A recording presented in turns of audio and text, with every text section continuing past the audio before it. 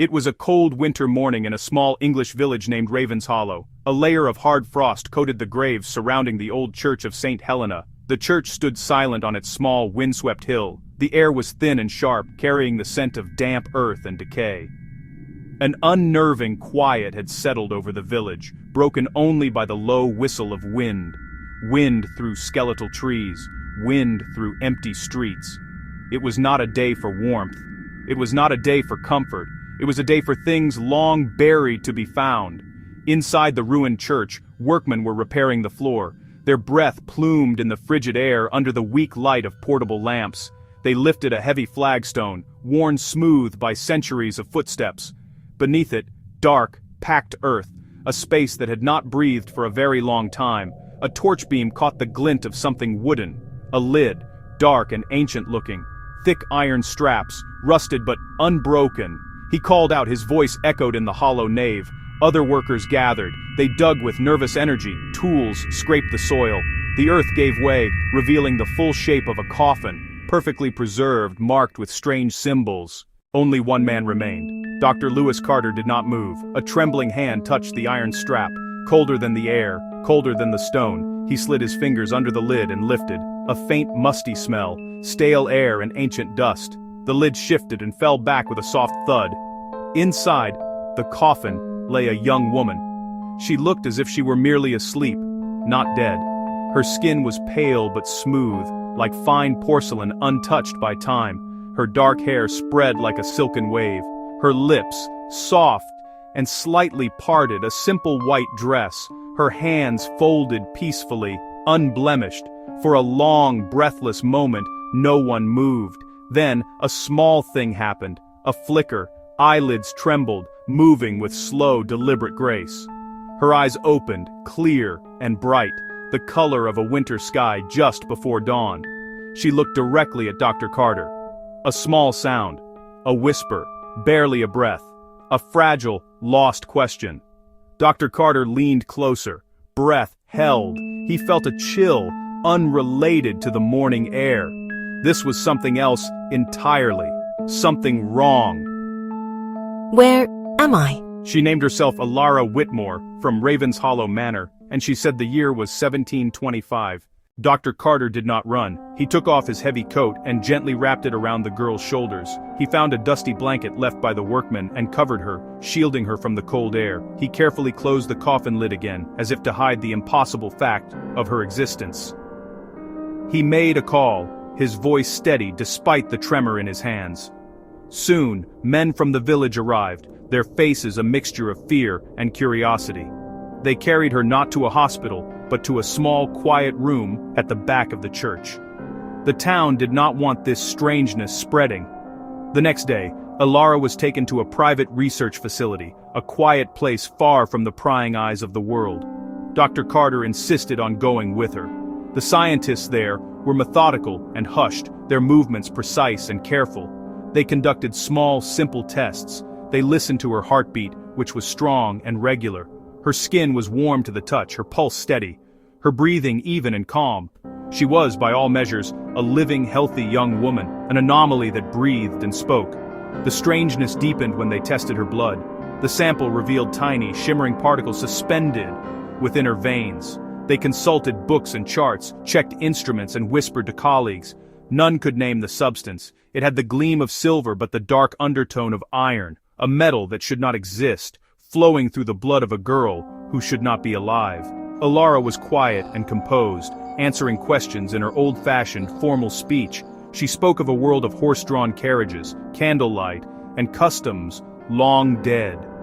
To her, it had been a single, long night. Back at the church, the coffin was opened again, this time with the caution of a bomb disposal team. Bomb disposal technicians working carefully around a sealed box. Scientists and historians gathered around it, their faces illuminated by the stark glare of work lamps. They examined every inch of the dark wood. The symbols were a bizarre mix of Latin inscriptions and older, more esoteric marks. There were prayers for eternal rest intertwined with what looked like curses against disturbance. The interior of the coffin was just as strange. Drawings etched near where Alara's head and feet had rested. They looked like alchemical diagrams. Stars, planetary alignments, interlocking circles. There were signs for metals like lead and gold, but also for concepts like spirit and soul. They documented every swirl and line, sending images to experts in ancient languages and forgotten sciences. The tests on the metal in Alara's blood continued, yielding no answers.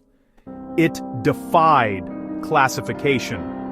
When isolated, the particles seemed to pulse with a faint, internal light.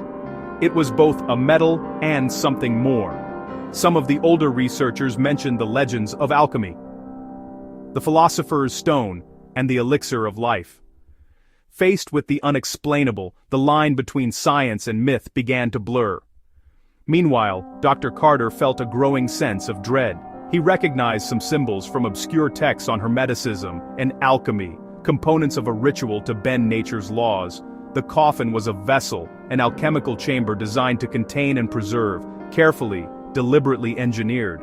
He realized with cold certainty that Alara's long sleep was no accident of nature. It had been carefully, deliberately engineered.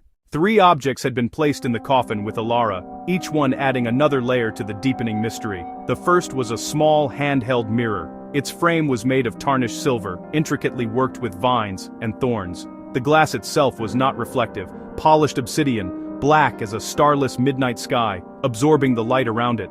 A few fine cracks spiderwebbed across its face. The second object was a silver locket, smooth and cool, engraved with the initials E. W. Inside was a miniature portrait. A young woman, unmistakably Alara, standing beside a tall, dark-haired man. The man's eyes held a strange, intense light. On the other half, tiny words had been inscribed, faint and worn. He promised me eternal sleep, but not eternal death. The third item was a small sealed vial made of thick, greenish glass, containing a liquid the color of deep, rich wine. When light struck the vial, it seemed to swirl with an inner life, transforming into a slow, moving fire. It was beautiful and unsettling. The scientists were hesitant to open it, sensing that it was the key to the entire puzzle. It felt like holding a captured secret, a drop of the impossible liquid that now flowed through Alara Whitmore's veins.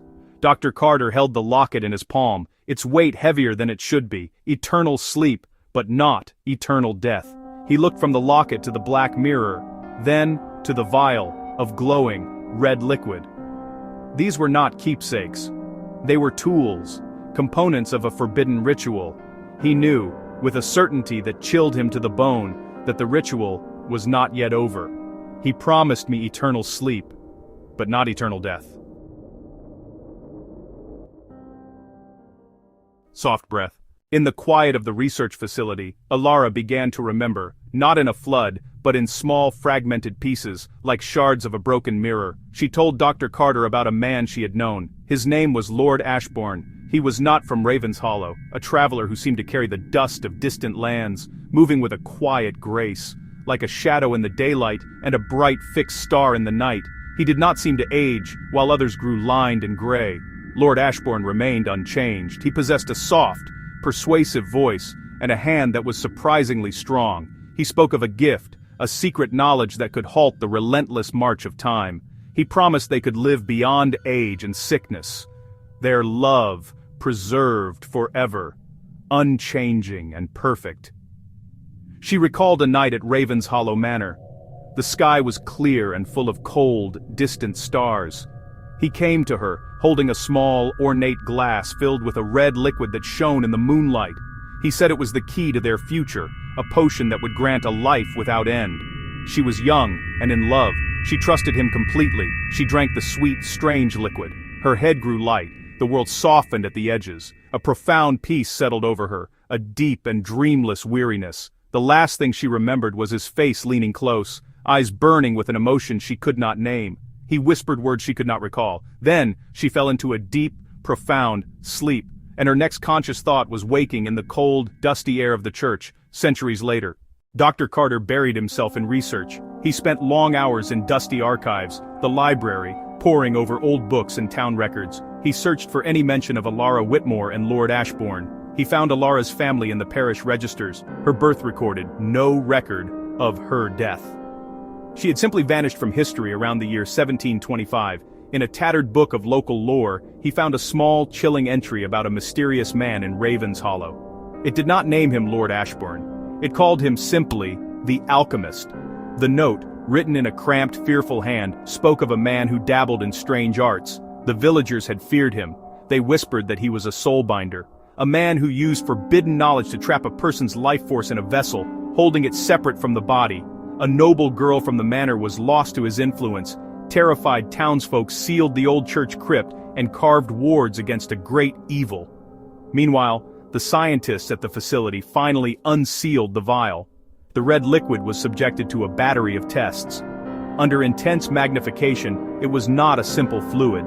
It was a complex suspension holding the same microscopic particles found in Alara's blood, a perfect match. The liquid was the source. This was no medicine. It was a carefully crafted alchemical concoction designed to induce a state that mimicked death, so perfectly, it could fool time itself.